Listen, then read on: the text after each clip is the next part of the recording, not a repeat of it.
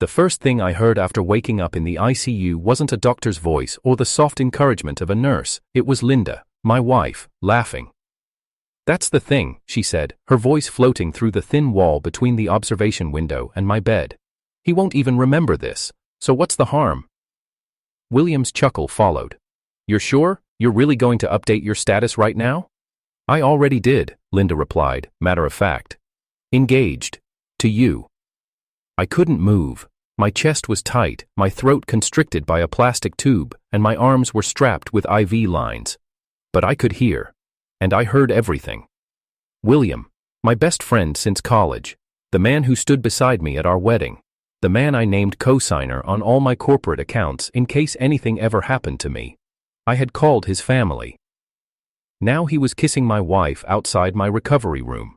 I couldn't scream, I couldn't sit up, but I felt the pain, sharp, cold, final. My nurse, Doris, walked in to adjust the monitors. She hummed a soft tune as she tapped the IV bag. Her fingers were steady, practiced. She didn't know she was tending to a man who was being buried emotionally while still breathing. "Stable vitals," she whispered under her breath. "Fighter." I wasn't fighting anymore, not for Linda. A few weeks ago, Linda had held my hand when I was wheeled into the operating room. "You have to survive," she cried, mascara smudged. "Don't leave me."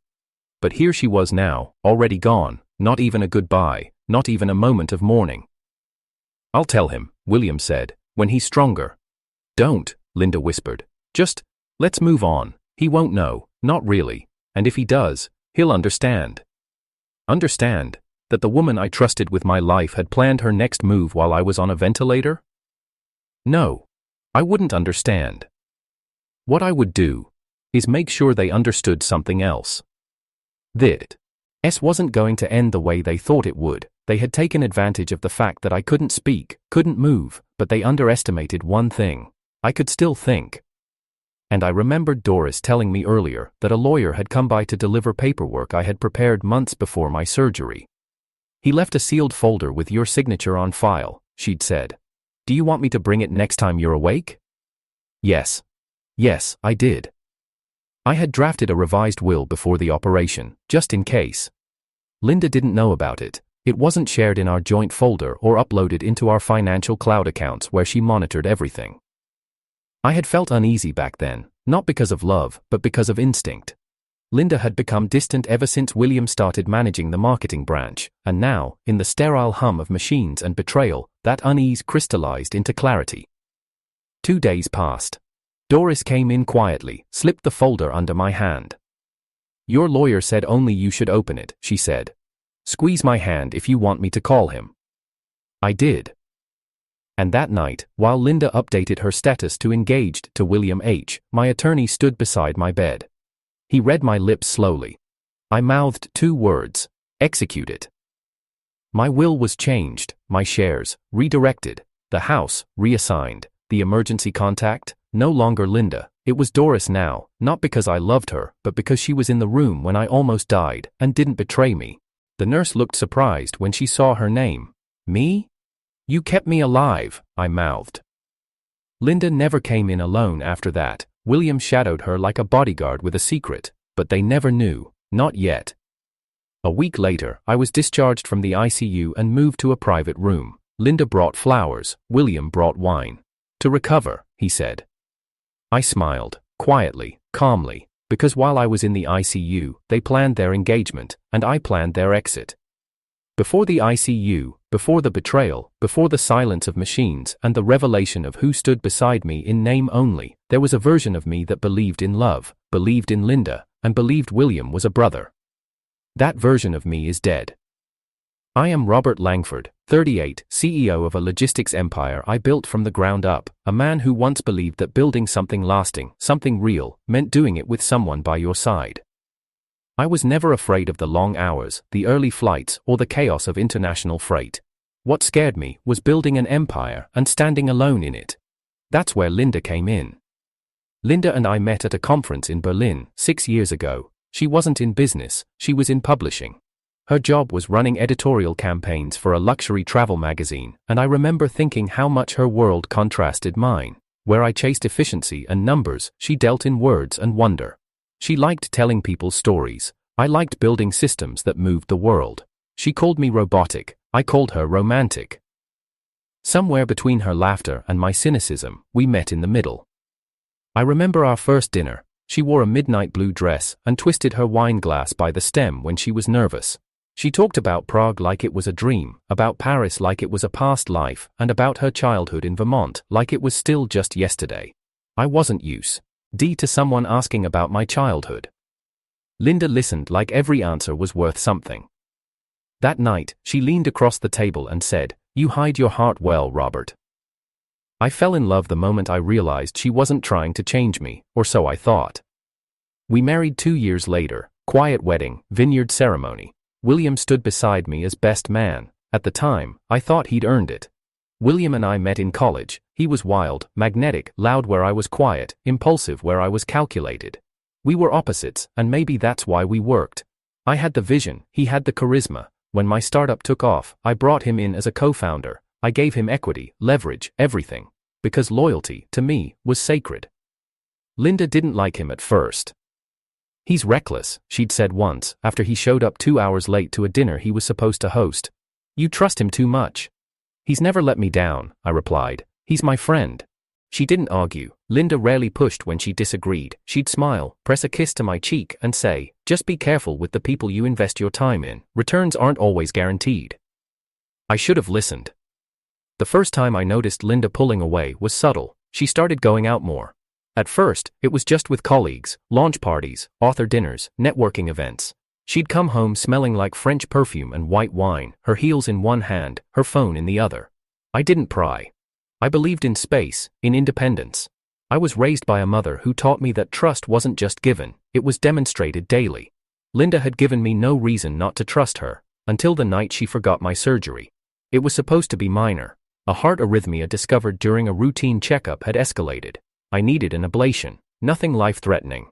The doctor was calm, reassuring. "Just a precaution," he said. Linda had promised to drive me to the hospital, but she didn't show. I called, no answer. Doris, the nurse I met at check-in, ended up holding my belongings. She walked me in, stayed until the pre-op sedatives kicked in. Linda arrived 4 hours later, makeup perfect, dress unwrinkled. "I'm so sorry," she whispered, gripping my hand like she'd been crying. "There was a flat tire." Doris gave her a look I'll never forget. A look that said she knew Linda was lying, but wouldn't say it out loud. Professional courtesy, or maybe pity. Doris was in her late 30s, maybe early 40s, soft-spoken, alert eyes that saw more than they said. She wasn't just a nurse, she was the kind of person who remembered small things, how I liked my coffee, that I hated noisy clocks, that I winced when the IV line pinched the skin too tight. She was the one who adjusted the lights when I couldn't sleep, who brought books I never asked for but always read. She never pried, never overstepped, but somehow, Doris knew things. She knew when someone was visiting out of duty and when someone came because they cared. Doris had watched Linda bring flowers every Sunday, leave in 20 minutes, and forget my doctor's name. She'd seen William hover around Linda more than he ever asked about my recovery. I once caught Doris watching them through the ICU glass as they laughed at something on Linda's phone. She said nothing, but her fingers froze over the chart for a second too long. She didn't need to say it. I started seeing it too. William had always been close, but now he was present in ways that didn't feel accidental. They had inside jokes, shared glances, moments where silence meant more than words. I told myself it was paranoia, stress, meds. But deep down, I knew the shape of betrayal. You feel it in the pit of your stomach before your mind admits it. And then there were the late-night messages. I'd wake up disoriented, the machine beep steady by my side, and see the glow of Linda's phone on the bedside table. Messages from William. Sometimes she'd step out to take a call and return with her lipstick smudged and her hair freshly tucked behind her ears. I watched, I said nothing. Because part of me still wanted to believe she loved me. The last time we had a real conversation was 2 days before I crashed. I had overexerted myself during physio. Linda sat beside me, scrolling on her phone. "Do you still love me?" I asked. She blinked slowly. "Of course. Would you tell me if you didn't?" She looked at me for a long time. Why would I say something like that? Because I already knew. I fell asleep to the sound of her texting. Doris entered the room 15 minutes later, tucked a blanket around me, and said gently, "You deserve more honesty than what you're getting, Mr. Langford." "I know," I whispered. I don't know if she heard me. But I think she did. Then came the collapse. Heart complications. I blacked out. Fell into a coma for 36 hours, the ICU, the machine, the walls that heard more than anyone else. That's when Linda and William revealed everything. And Doris. She was the only one who never changed. The moment I opened my eyes and saw her, not Linda, sitting by my bedside, I understood the line that divided love from performance. Some people are there because they should be. Others are there because they can't be anywhere else. That's when I started planning. And that's when Robert Langford, the man who once trusted too easily, ceased to exist. Betrayal doesn't scream, it doesn't storm in wearing red or break things in the night. Betrayal whispers, soft, calculated, quiet enough that when it arrives, you almost blame yourself for hearing it. It began with the flowers. Linda brought white lilies to the hospital every Monday like it was some performance obligation. At first, I thought it was thoughtful. Until I remembered, Linda hates lilies. Always said they smelled like funerals. But here she was, leaving them week after week at my bedside like she was mourning someone who hadn't died yet. The nurses thought it was sweet, Doris didn't. "She's here for a show," Doris said one morning, gently removing the wilting stems from the glass vase. "But you already know that, don't you?" I didn't reply. I didn't need to. My silence had become a language of its own. William visited too, but not often enough for suspicion, just enough to remain in orbit. He never came inside unless Linda was present. Always stood by the door, always holding something, a folder, a cup of coffee, a question no one needed the answer to. His eyes barely met mine. Once, when I caught him looking, he offered a brief smile. It felt more like an apology than a greeting. "You're healing well," he said. I wanted to ask, "Is that why you're stealing my wife?" But the words stuck in my throat. Instead, I nodded. I had learned something in the quiet hours of my recovery. Words could wait. Revenge could be slow, and silence, when weaponized, could be sharper than truth. The breaking point came on a Friday morning. Doris brought in my chart and sat beside me longer than usual. "You should know," she said softly, "Linda was here late last night. She and William stayed past visiting hours." My stomach clenched. "Together?" "Yes." "In this room?" "No," she said. "Room 324, it's empty, cameras caught them. Not that anyone's reviewing the footage, except me. I do rounds overnight." I didn't ask what she saw. I didn't need the details. I had already imagined worse than anything the truth could offer. "They kissed?" I asked anyway, voice like gravel. Doris hesitated. "Twice, once in the hallway, once inside." And still, I didn't react. "What do you want to do, Mr. Langford?" "Call me Robert." She nodded. "Okay, Robert." "I want the power of attorney reinstated." Doris raised an eyebrow. "To whom?" "To myself." "But I'm conscious now, alert. I want to reassign it." "I'll bring the paperwork." That night, I didn't sleep. I stared at the ceiling and remembered all the small moments I had missed, the changed colognes, the dry text replies, the jokes I wasn't part of anymore, the late nights at the office that never added up. A week later, Linda walked in wearing a beige blazer and soft lipstick, neither of which I had seen her wear in years. She used to joke that beige was boring. Now she wore it like it was armor. "How are you feeling?" she asked, brushing non-existent dust from the edge of the blanket. "Stable," I replied. "That's good." There was a pause, long, awkward. "You're healing so quickly," she added. "I almost feel like you'll be out of here tomorrow." "Do you want me to be?" She blinked. "What? Do you want me to leave?" Her eyes shifted. She looked at the flowers again, the lilies, the vase. "No," she said finally. "Of course not." "Linda." "Yes?" "Did you change your relationship status recently?" The question was airily delivered, flat, but her face snapped toward mine like I had slapped her. "No. Why would I do that?"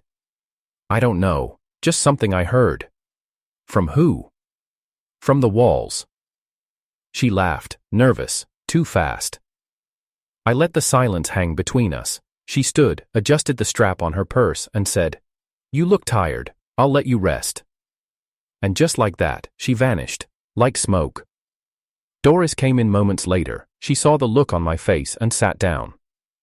"You're not going to confront her? No? You're going to let it go?" "I'm going to let her bury herself." Doris didn't smile, but there was something in her eyes. Not satisfaction, something sadder, pity, maybe for me, maybe for Linda, or maybe for what she already knew would come next. "What do you need me to do?" Doris asked. "I want a list of every financial contact Linda accessed while I was unconscious, bank, legal, assets. I can't get those directly, but I know who to ask. And I want to see the footage." "Which footage?" "Room 324, Tuesday night, Thursday night, last night." Doris gave a small nod.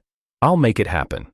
I didn't want the video for proof. I wanted to see the kind of goodbye she gave him when she thought no one was watching. Did she kiss him like she used to kiss me? Did she cry for him? Did she laugh? I needed to know how deeply I'd been replaced. When I finally saw it, I didn't flinch. Linda had her arms wrapped around William's neck like a schoolgirl. She was laughing. He was pulling her close. The times. Tamp read 11:42 p.m. My vitals had dropped at 11:39. Maybe some part of me had known before the camera ever confirmed it. William wasn't hesitant. He didn't look over his shoulder. He wasn't afraid. Because they thought I was gone. Because they thought I wouldn't wake up. And I almost didn't. But I did. And now I had a plan. I called my attorney again. "I want to amend the trust," I said. "Are you sure?" he asked. "You're still recovering." "I've never been clearer." He arrived within 2 hours. We spoke privately. Doris gave us space. I removed Linda's name from everything. The house, the vehicles, the corporate shares. I even adjusted the medical directive.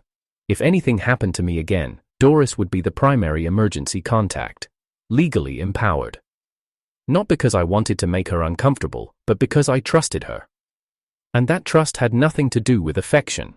It had everything to do with who had stood beside me when I couldn't stand on my own. That weekend, I was approved for discharge. Linda showed up with a silk blouse and an apologetic smile. "You ready to come home?" "This isn't my home anymore," I said. She frowned. "What?" "I've made arrangements." "Robert, don't be dramatic."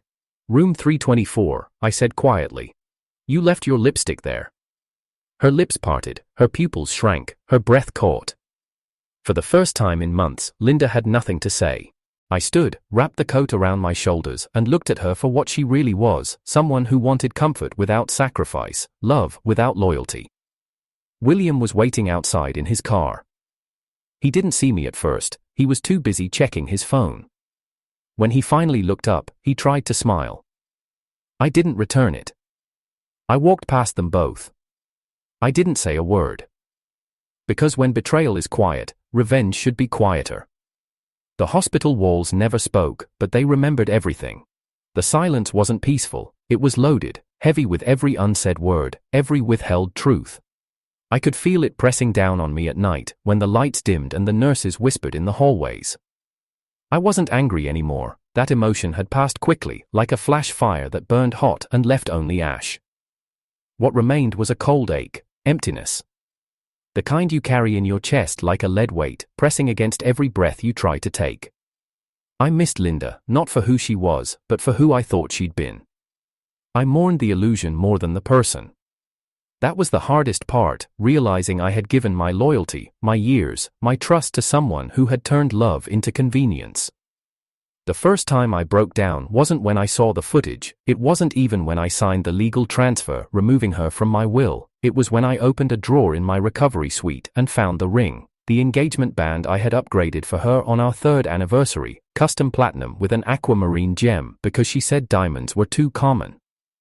I had meant to give it to her the week after my surgery. Instead, I sat there alone with it, tracing the engraving inside. Until the end. What a lie that turned out to be. There was a clock ticking inside me now. Not the rhythm of a heartbeat. This was colder, sharper. It ticked with every lie I had swallowed, every sign I had ignored, every size. And I had wasted loving someone who would trade my name for someone else's while I still had wires in my veins. Some nights I lay in bed pretending to sleep when Doris came in for her last rounds. She didn't speak much anymore unless I invited her, but I noticed the way she lingered, adjusting the pillow, straightening the blanket. Just being present. And that presence felt louder than anything Linda had done in months. I began to wonder when the shift had happened, when I stopped feeling married. Maybe it was the second time Linda forgot my medication pickup. Maybe it was when she called William to handle a billing error instead of me. Maybe it was the day she kissed me and flinched like it was a habit, not a want. Whatever the moment was, it had passed unnoticed, and now I couldn't bring myself to feel anything when I heard her voice. Suspense crept in slowly. I knew she would come looking for answers soon. Linda wasn't the kind of woman to walk away unless she'd already built her next pedestal. And with William, I wasn't sure if he was strong enough to hold her up when the ground cracked. But more than that, I wasn't sure if she even wanted him or just wanted not to be alone. One afternoon, a nurse wheeled me outside to the rooftop garden. Doris joined me silently, holding 2 coffees. "You don't drink this stuff," she said, "but I figured you'd hold it anyway, so it doesn't look like we're sitting in silence for no reason." I almost laughed. "Do I really look that lost?" "You look like a man who's still trying not to feel something he's already felt." "Is that a nurse's diagnosis?" "It's a woman's," she replied, not looking at me. The wind picked up. I watched the clouds drift like lazy questions. "What did you think of Linda, before all this?" I asked. Doris took a long breath. "She's charming, beautiful, knows how to hold attention, but she doesn't hold space. Not for other people." I nodded. "She tried," I said quietly. "No," Doris replied. "You tried." She coasted. It wasn't cruel, it was simply accurate, and it stung. Because somewhere inside me, I still wished I could be wrong. That night, alone in my room, I reviewed the final set of documents. Power of attorney, emergency proxy, inheritance conditions, every clause was clean, no loopholes, no second chances. Yet even as I stared at Linda's name being erased from my legal life, I found my mind drifting back to how she used to sleep, curled like a cat beside me, one hand always tucked beneath her cheek, the sound of her soft breath against my shoulder. I hated that I remembered it. I hated it more that I missed it. I couldn't shake the grief, not just for the marriage, but for who I had been inside it. A man who had believed so hard in permanence that he'd failed to see erosion. I wanted to stop caring. I wanted to be like William, carefree, adaptable, slippery. But I wasn't built that way. My love has always been a rooted thing. And now that it was gone, it felt like something inside me had been amputated. For days, I walked the hospital hallways with a limp in my heart.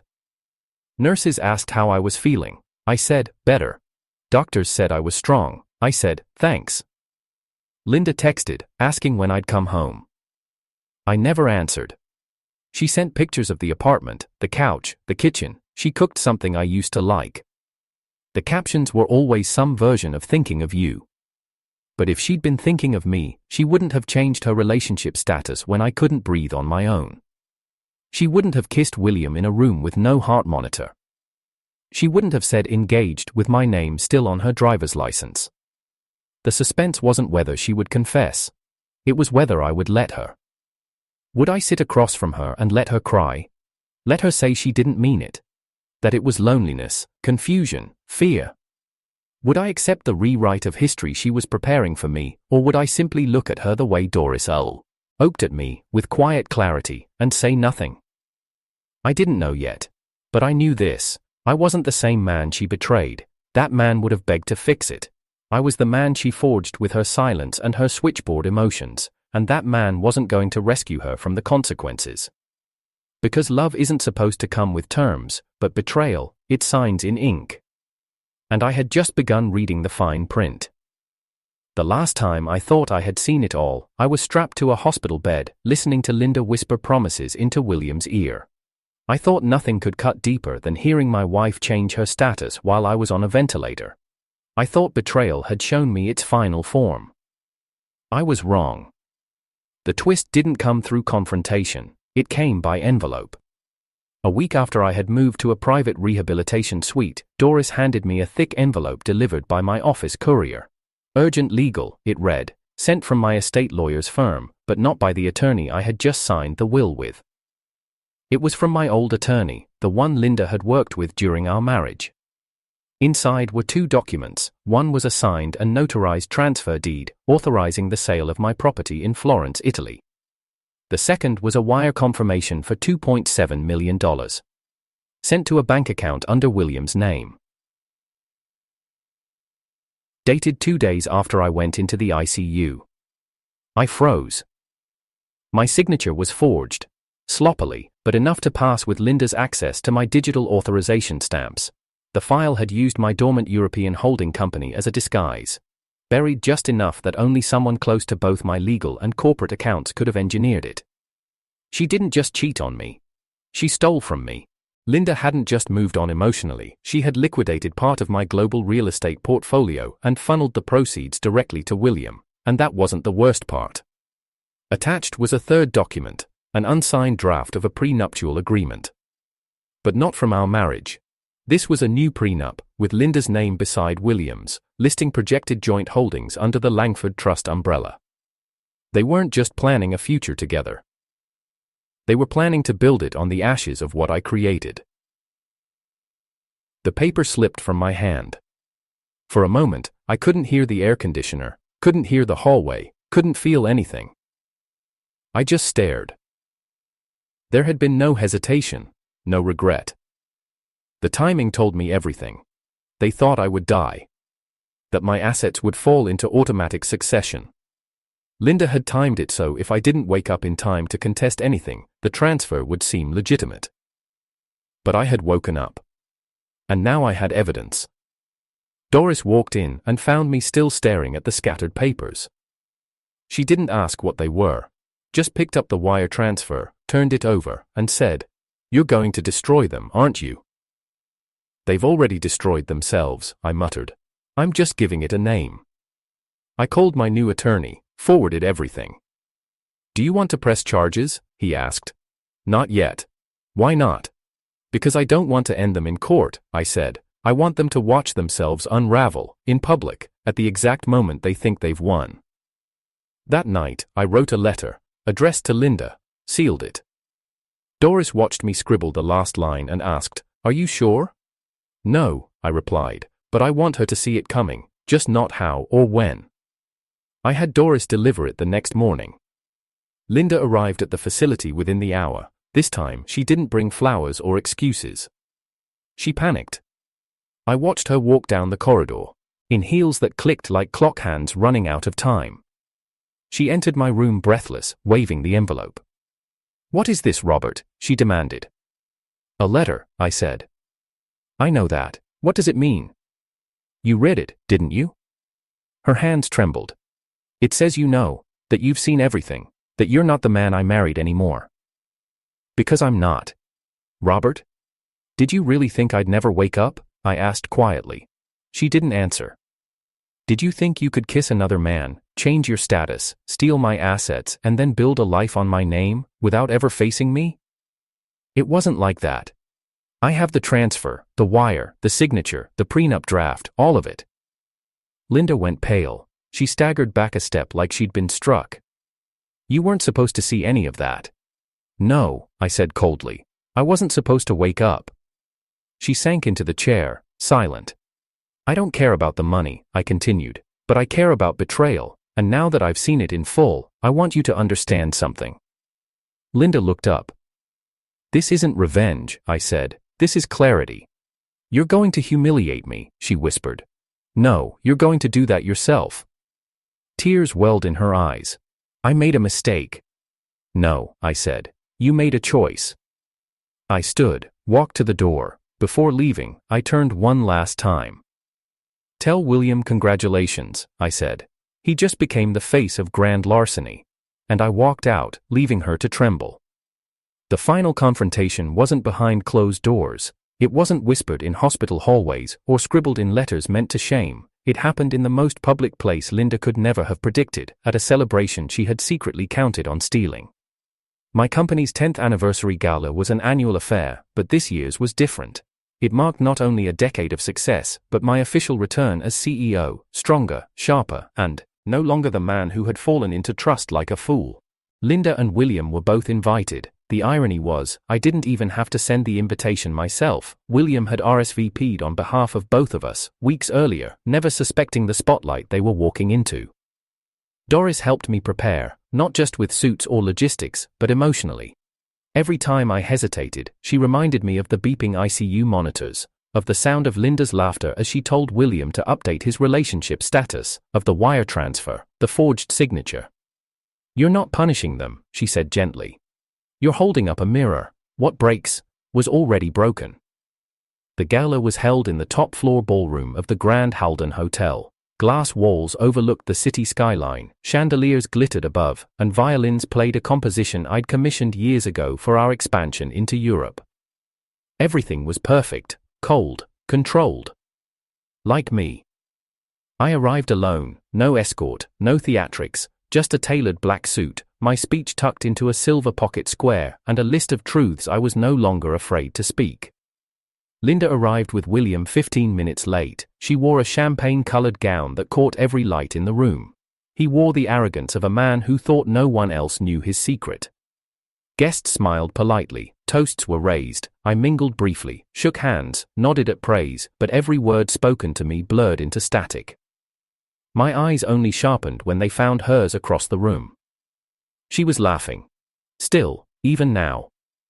That laugh, syrupy, practiced, not quite human, was the same one she had used in room 324, the same one I'd heard when I couldn't breathe. And that was when I decided, no more letters, no more subtle exits. It was time. I walked to the center of the ballroom and lifted my hand. The musicians faded out, the clink of glasses stopped, every head turned. "Good evening," I said. "Thank you all for being here. Tonight, I want to speak not just as a CEO, but as a man who almost didn't make it to see this anniversary, and more importantly, as someone who finally woke up." There were light chuckles. Linda smiled faintly. I looked directly at her. I spent 6 weeks recovering from a cardiac episode, 6 weeks wondering what I'd wake up to. What I didn't expect was to wake up in time to attend my own betrayal. The room stiffened. Whispers sparked along the walls. Linda's smile froze. William's glass paused midway to his lips. I trusted the people who stood beside me at my wedding. I empowered people with access to my accounts, my estate, my future. One of them changed her relationship status while I was on a ventilator. The other helped her forge a signature to wire millions into an account under his name. There it was. The shatter. Gasps broke across the ballroom like wind across glass. My property in Florence was sold under a false deed. My holdings were redrafted into a prenup that never reached my hands. But I did wake up, and I did find out. And tonight, so will you. I turned slightly and gestured to the projector screen behind me. A video played.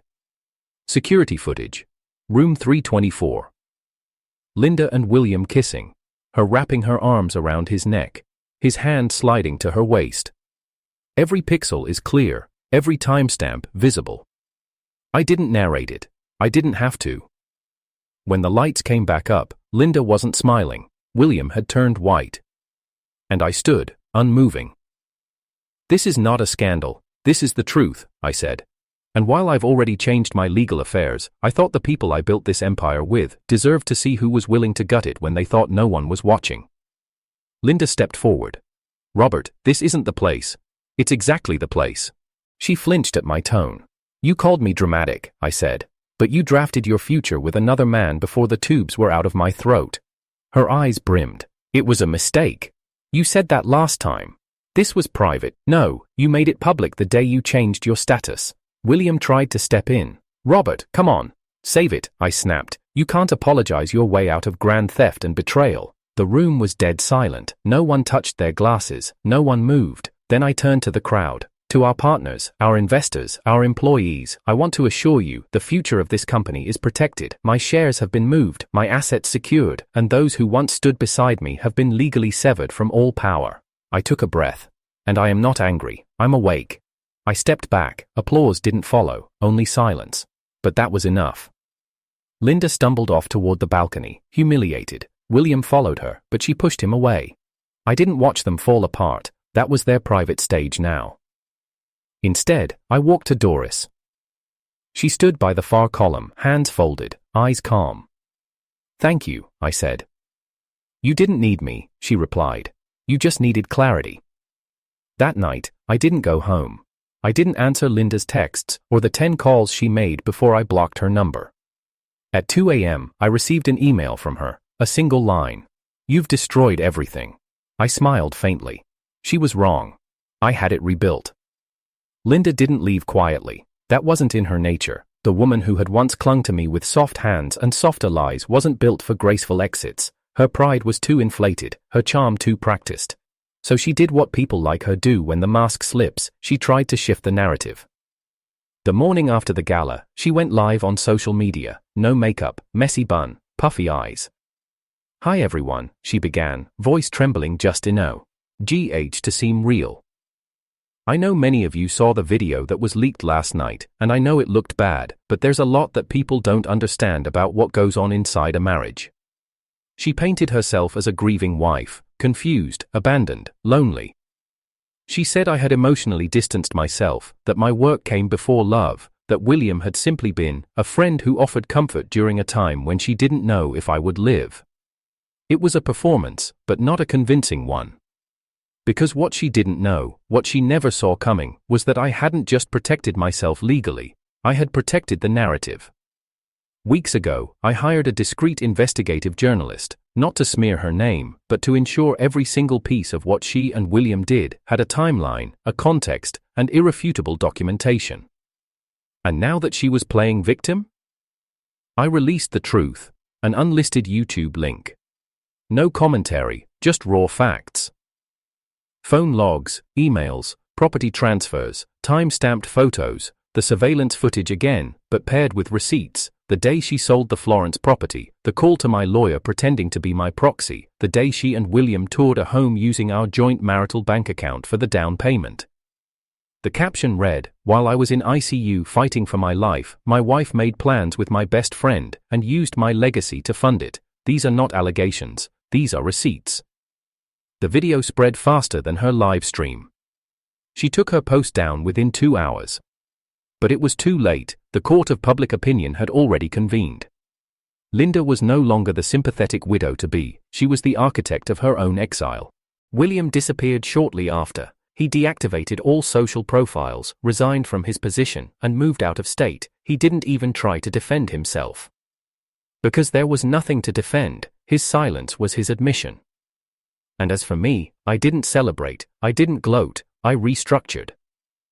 The company ran smoother without William. The board, previously hesitant about me returning so soon, rallied behind my leadership. Even the most conservative investors nodded with quiet admiration, especially when I turned down interviews.